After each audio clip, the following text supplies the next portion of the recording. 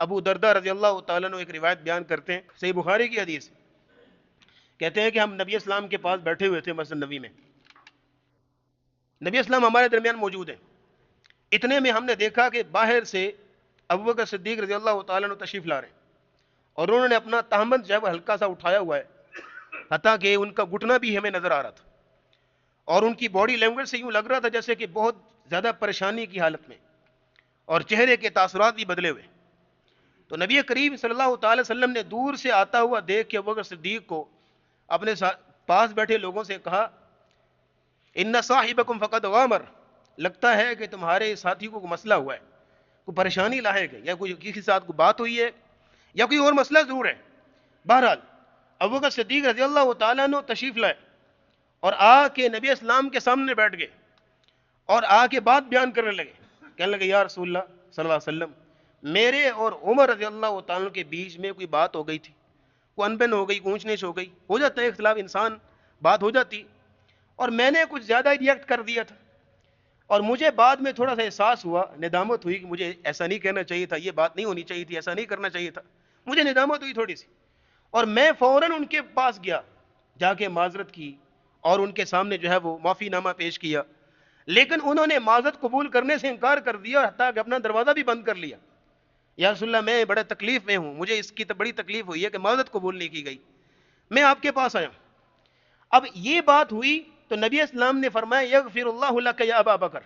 ابو بکر اللہ آپ کو معاف کرے، ابو بکر اللہ آپ کو معاف کرے۔ اتنی دیر تھی کہ عمر رضی اللہ تعالیٰ عنہ چونکہ اپنے گھر میں بیٹھے ہوئے تھے، ان کو بھی احساس ہو گیا، تھوڑی سی ندامت ہو گئی کہ ایسا نہیں ہونا چاہیے تھا، معذرت کرنے آئے تھے، قبول کرنی چاہیے تھی۔ بہرحال وہ اپنے گھر سے نکلے، سیدنا ابوبکر صدیق کے گھر میں دستک دی، گھر میں ہیں جی؟ نہیں گھر میں نہیں ہے، تو کہاں ہوں گے؟ رسول اللہ کے پاس۔ ابوبکر صدیق رضی اللہ تعالیٰ رسول اللہ کے پاس ہے، عمر رضی اللہ تعالیٰ عنہ رسول اللہ کی مجلس میں آ گئے، اور عمر رضی اللہ تعالیٰ عنہ آ رہے تھے تو رسول اللہ کا چہرہ جو ہے وہ اس میں جو ایکسپریشن تھے وہ بدل رہے تھے، چہرہ سرخ ہو رہا تھا، اور ابوبکر صدیق رضی اللہ تعالیٰ عنہ رسول اللہ کے مزاج کو سمجھ آتے تھے فوراً ہی۔ اب میں ممبر پہ وہ گانا نیچے ہوتا تو میں آپ کو بیٹھ کے دکھاتا۔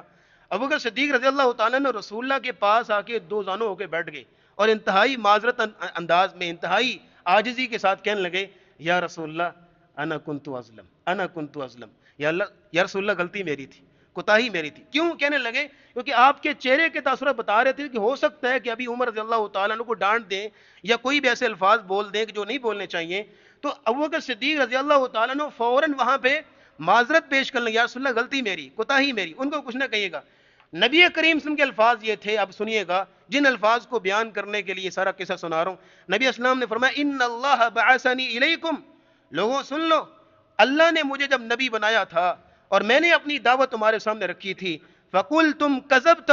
تم سب نے اس وقت کہا تھا کہ تم جھوٹ بول رہے ہو، تم نبی نہیں ہو، تم ایسے ہو ویسے ہو، تم سب نے میری تکذیب کی تھی۔ وقال ابو بکر صدقہ، اور یہ ابو بکر وہ شخصیت تھا کہ جس نے پہلی ہی زبان پہ کہا تھا صدق یا رسول اللہ، اللہ کے نبی آپ نے سچ کہا ہے اور آپ نبی ہیں، فوراً میرے ساتھ ہو گئے تھے۔ وَوَاسَانِي بِنَفْسِهِ وَمَالِي، انہوں نے اپنے مال کے ذریعے سے، اپنی رفاقت کے ذریعے سے میرا ہر دم انہوں نے ساتھ دیا ہے۔ فَهَلْ أَنْتُمْ تَارِكُوا لِي صَاحِبِي، کیا تم میری خاطر میرے اس صاحب کو چھوڑ نہیں دیتے؟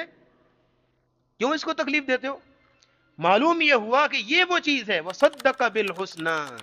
کہ وہ صدیق کی وہ شخصیت تھی کہ جیسے اللہ رسول کی بات آ گئی فوراً تسلیم کیا، کسی صورت بھی اس میں توقف نہیں کیا، کسی صورت بھی اس میں تردد نہیں کیا۔ تو یہ تین خوبیاں، فَأَمَّا مَنْ أَعْطَى وَاتَّقَى وَصَدَّقَ بِالْحُسْنَى، یہ تین خوبیاں جس کے اندر آ گئیں، اس کے لیے فرمایا فَسَنُيَسِّرُهُ لِلْيُسْرَى، اس کے لیے ہم پھر جنت کے راستے آسان کر دیتے ہیں، اس کے لیے پھر ہم جو ہے دنیا میں نیکی کے راستے آسان کر دیتے ہیں، خیر کے راستے آسان کر دیتے ہیں۔ یہ تین خوبیاں ان کے اندر موجود تھیں۔